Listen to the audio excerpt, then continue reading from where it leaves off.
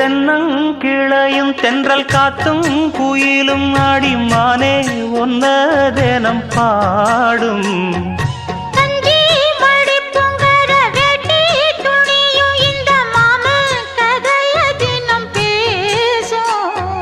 பொள்ளாச்சி சந்தையில கொண்டாந்த சிலையில சாயம் இன்னும் விட்டு போகல.